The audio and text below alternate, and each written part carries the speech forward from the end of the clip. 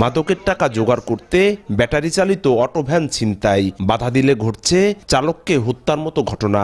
মাদারীপুরে বেড়েছে auto van ছিনতাইয়ের প্রবণতা। গত 6 জানুয়ারি ব্যাটারি চালিত ভ্যান নিয়ে বাড়ি থেকে বের হয় শিবচরের পশ্চিম কাচিকাটা এলাকার লাবলু কাজীর ছেলে মিজান কাজী। পরদিন মানিকপুরের ইটভাটার পাশ থেকে তার লাশ উদ্ধার করে পুলিশ। হত্যার পর ভ্যান নিয়ে লাশ ফেলে রেখে যায় ছিনতাইকারীরা। এদিকে নিখোঁজের 8 দিন পর গত 28 জানুয়ারি শিবচরের গুয়াতলার রাজ্জাক মির্জার ছেলে ভ্যান চালক মুন্নার মরদেহ মাতবরচরের রেল লাইনের পাশ থেকে উদ্ধার করা হয়। একইভাবে তাকে হত্যা করে ভ্যান নিয়ে পালিয়ে যায় দুর্বৃত্তরা। এর আগে যাত্রী নিয়ে বেরিয়ে গত 20 জানুয়ারি নিখোঁজ হয় মুন্না।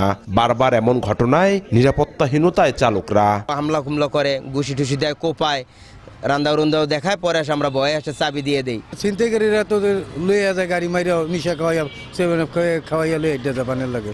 পুলিশ তো মনে করেন যে এরা এই মানে জায়গা জায়গা তো মনে চল দেয় না। মাইরের ডর তো দিতেই হয়, দিয়া থুয়ে নেমে যেতে হয়, ওরা গাড়ি লয়ে চলে যায়। এমন অপরাধ কমাতে সামাজিক প্রতিরোধ গড়ে তোলার আহ্বান আইন বিশেষজ্ঞদের। পুলিশের পেট্রোলিং টহল বাড়ানো দরকার, কারণ তারা যদি পেট্রোলিংটা সেভাবে বাড়ায় তাহলে দেখা গেছে যে এই সমস্ত কাজ করতে তারা সাহস পাবে।